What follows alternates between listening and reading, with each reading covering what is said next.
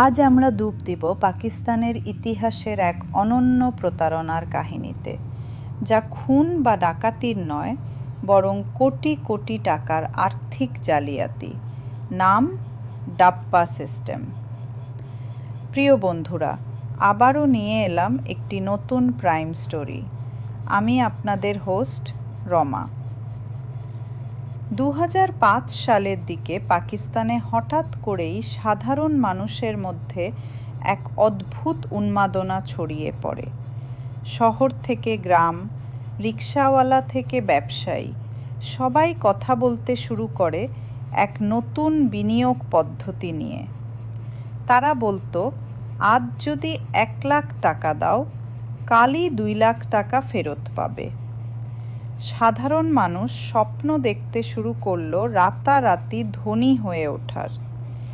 এই আশ্চর্য সিস্টেমের নাম ছিল ডাব্বা সিস্টেম। ডাব্বা অফিস সাধারণত থাকতো শহরের ভেতর ছোট ছোট গলিতে। কোনো ঝকঝকে ভবন নয়, বরং টিনের ছাউনি, সস্তা অফিস টেবিল আর কয়েকটা খাতা। সেখানেই চলতো কোটি কোটি টাকার হিসাব। এরা আসলে অবৈধ স্টক মার্কেট ট্রেডিং করত, কিন্তু মানুষকে বোঝানো হতো এটি বৈধ ব্যবসা। প্রমাণ বা নথির দরকার ছিল না, শুধু মুখে মুখে প্রতিশ্রুতি আর কিছু দালালের মিষ্টি কথায় লোকজন টাকা ঢালতে থাকত। প্রথম দিকে কিছু বিনিয়োগকারী সত্যিই লাভ পেল। এতে চারদিকে খবর ছড়িয়ে যায়। অনেকে গরু ছাগল বিক্রি করে, কেউ সঞ্চয়ের টাকা তুলে, আবার কেউ ধার করে, সব ঢেলে দিল এই সিস্টেমে। কয়েক মাসের মধ্যেই করাচি, লাহোর, ইসলামাবাদে ডজন ডজন অফিস চালু হয়। প্রতিদিন সেখানে লাখ লাখ টাকা লেনদেন হচ্ছিল খাতার পাতায়। কিন্তু আসল সত্যিটা ছিল আরও ভয়াবহ। ডাব্বা সিস্টেম আসলে এক ধরনের পনজি স্কিম। নতুন বিনিয়োগকারীর টাকায় পুরনোদের লাভ দেওয়া হতো।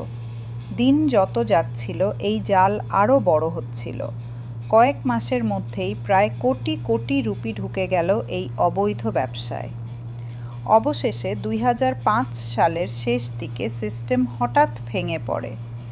এক সকালে মানুষ অফিসে গিয়ে দেখে দরজা তালাবদ্ধ, ভেতরে কেউ নেই। যারা এই স্কিম চালাচ্ছিল তারা আগের রাতেই উধাও হয়ে গেছে। কেউ কেউ বিদেশে পালায়, কেউ নাম পরিবর্তন করে অদৃশ্য হয়ে যায়। হাজার হাজার মানুষ মুহূর্তের মধ্যে সর্বস্বন্ত হয়ে পড়ে।